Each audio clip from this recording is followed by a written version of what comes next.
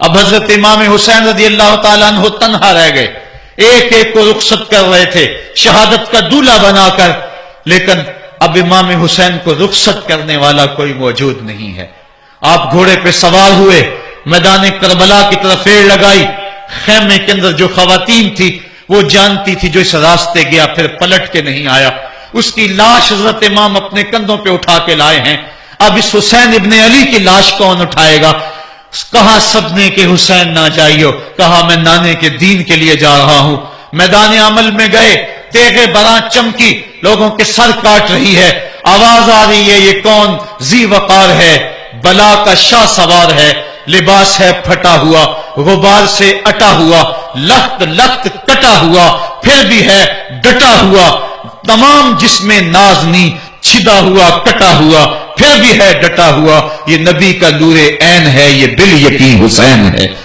حسین ابن علی نے کربلا کے تپتے ہوئے ریگزار کے اندر وہ عظیمت کی داستان رقم کی اور پھر بوچھار تیروں کی، ایک تنہا سید زادہ اور ہزاروں تیر چاروں سمت سے ان کے اوپر برسنے لگے، کسی نے نیزہ مارا، کسی نے تیر مارا۔ جب حضرت امام حسین گھوڑے کی زین سے نیچے اترے تو اس وقت آپ کے بدن پر 33 زخم تلواروں کے تھے، 34 نیزے کے انیاں آپ کے جسم کے اندر کھبی ہوئی تھی، اور محتاط روایات کے مطابق جب بعد میں آپ کا پیراہن اتارا گیا تو اس کے اندر 113 سوراخ تیروں کے نکلے،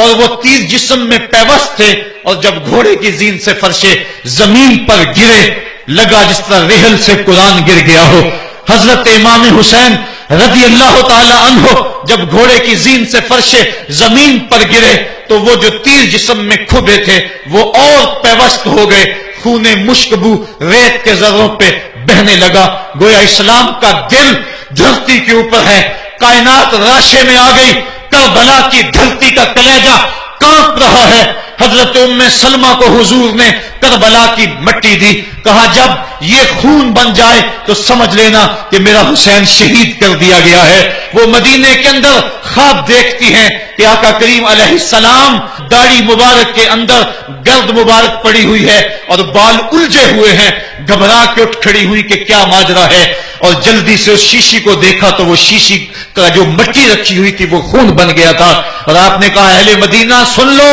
حضرت امام شہید کر دیے گئے ہیں۔ ادھر امام حسین خون اور خاک کے اندر تڑپ رہے ہیں، اور آپ کے جسم نازک پر برچھیوں، تیغوں اور تلواروں کے ساتھ جو ہے وہ لوگ وار کر رہے ہیں۔ سنان بن انس نخی آگے بڑھا لیکن سر کاٹنے کی ہمت نہ پڑی، اس نے نیزہ مارا اور آپ کے گلے کے قریب وہ نیزہ پار کر گیا اور خون کا فوارہ پھوٹا۔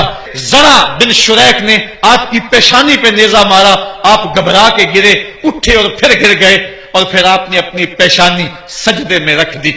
اپنا خون جو تھا وہ چہرے پہ مل لیا۔ حسین نے سرخ رنگ کے خون کا جو خضاب تھا وہ اپنے داڑھی پہ لگا لیا کہ کل میں اپنے نانا کو یہ رنگت بھی دکھاؤں گا۔ حرم کی وہ داستان جو منا سے شروع ہوئی تھی آج اس کی تکمیل ہو رہی ہے، وہ غریب اور سادہ اور رنگین داستان حضرت امام حسین رقم کر رہے ہیں۔ خون سے داڑھی رنگ گئی اور آپ کے ماتھے کے اوپر زرع بن شریک نے وہ جو نیزہ مارا تھا اس سے آپ سنبھل نہ سکے، اٹھ کے پھر نیچے گرے، پیشانی کو سجدے میں رکھا، اور سجدے میں رکھ کے اللہ کی بارگاہ میں آخری لفظ جو میرے امام کی زبان سے نکلے دلوں کی تختیوں پہ نوٹ کر لو اور دیکھو۔ اللہ تعالیٰ کے بندے حضرت خلیل نے دعا مانگی تھی، اے میرے مالک، اے میرے مالک، میں اس جگہ تے اپنی ذریت اولاد کو چھوڑ کے آباد کر کے جا رہا ہوں اور دعا کرتا ہوں کہ وہ نماز کو قائم رکھیں۔ آج اس دعا کی تکمیل کا منظر لوگوں کے سامنے ہے کہ 113 تیر جسم میں کھبے، 34 تلواروں کے گھاؤ، اور وہ بھی راوی کہتے ہیں کہ ایک ایک گھاؤ میں کتنی کتنی تلواروں کے زخم تھے، اور نیزے کی انیاں جسم میں کھبی ہوئی تھی، آپ کے کلیجے کے اندر نیزے کی انی کو توڑ دیا گیا تھا۔ اس موقع پہ حضرت امام حسین رضی اللہ تعالی عنہ نے اپنے آپ کو سنبھال کے پیشانی کو ریت کے اوپر رکھا اور اللہ کی بارگاہ میں آخری لفظ حضرت امام حسین کے لبوں پہ جو مچلے خون نکل رہا تھا،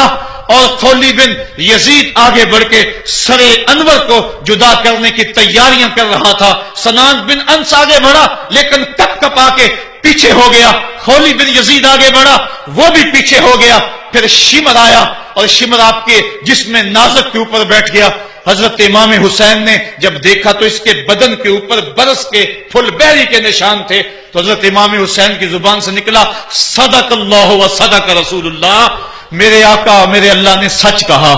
اس نے کہا کیا سچ کہا؟ کہا ایک دن میں حضور کی خدمت میں حاضر تھا تو حضور نے فرمایا تھا میں دیکھ رہا ہوں ایک چتکبرا کتا میری اولاد کے خون میں منہ مار رہا ہے، آج میں دیکھ رہا ہوں کہ مصطفیٰ کریم کا وہ فرمان جو ہے وہ پورا ہو رہا ہے۔ وہ غصے میں آیا، امام جلدی اپنی پیشانی سجدے میں رکھی اور اللہ کی بارگاہ میں امام کے آخری لفظ تھے اللہم رضن بقضائک وصبرن علی بلائک تسلیما لامرک سبحان ربی الاعلی سبحان ربی الاعلی سبحان ربی الاعلی۔ مالک، بھائی، بیٹے، بھتیجے، بھانجے، جانثار، آیان و انصار سب کچھ لٹا کے، عباس کے بازو کٹا کے، جو جا سکتے تھے انہیں بھیج کے، جو جا نہیں سکتے تھے خود اٹھا کے لے جا کر کے، عباس کے بازو قلم کروا کے، یہ خیمے کے اندر بچیاں یتیم ہو گئی ہیں، سہاگ اجڑ گئے ہیں، میرے مالک سب کچھ لٹا کے نبی کا گھر اجڑ گیا، ایک ایک پتی گر گئی، جن کو بلایا گیا تھا آج ان کی میزبانی تیروں تلواروں اور نیزوں سے ہوئی، لیکن مالک تو دیکھا میری زبان پہ ہائے نہیں آئی، میں نے اف تک نہیں کی، زخم پہ زخم کھا کے جی، خونے جگر کے گھونٹ پی، آہ نہ کر لبوں کو سی، یہ عشق ہے یہ دل لگی نہیں، یہ محبت ہے۔ یہاں لوگ مصلوب بھی ہوتے ہیں، یہاں لوگ سولی بھی چڑھتے ہیں، حکم ہوتا ہے خبردار اگر آہ بھی کی تو صابروں سے نام کاٹ دوں گا۔ کہا مالک اللہم رضن بے قضائے کا، جو تقدیر تھی میں اس پہ راضی ہو گیا، وصبرن علی بلائے کا، مالک تو نے دیکھا میں نے صبر بھی کیا، تسلیماً لامرے کا، مجھے مالک اعتراض بھی کوئی نہیں، جو تیرا حکم تھا میں نے اس کو تسلیم بھی کر لیا، سبحان ربی الاعلی۔ مالک تو بڑا ہے، تو بڑا ہے۔ حسین سب کچھ لٹا کے، بچے کٹا کے، بازو کٹا کے، گھر اجاڑ کے مالک تیری بارگاہ میں حاضر ہو رہا ہے، اور اتنا کچھ کرنے کے باوجود بھی تیرے پہ راضی ہے۔ میرے مالک تو بھی بتا، تو بھی حسین پہ راضی ہوا ہے یا کہ نہیں ہوا ہے؟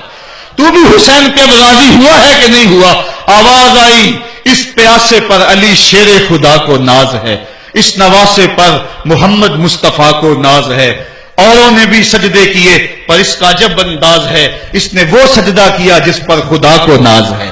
اے حسین ابن علی تم پر سلام، میرے ساتھ مل کے کہہ دو اے حسین ابن علی تم پر سلام، اے حسین ابن علی تم پر سلام۔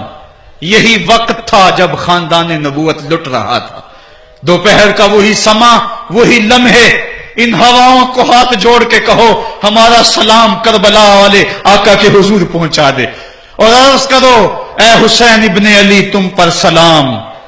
نازش آل نبی تم پر سلام، تم پہ لاکھوں رحمتیں لاکھوں سلام، اے شہیدان محبت کے امام، لالا گوں لالا بدن لالا کفن، اے چمن اندر چمن، زندگی ہی زندگی تیری حیات، اے حیات اندر حیات، افتخار ملت بیضا ہے تو، رب کعبہ کی قسم یکتا ہے تو، فخر کا دل میں دریچہ باز کرنا چاہیے، جن کا تو آقا ہے ان کو ناز کرنا چاہیے۔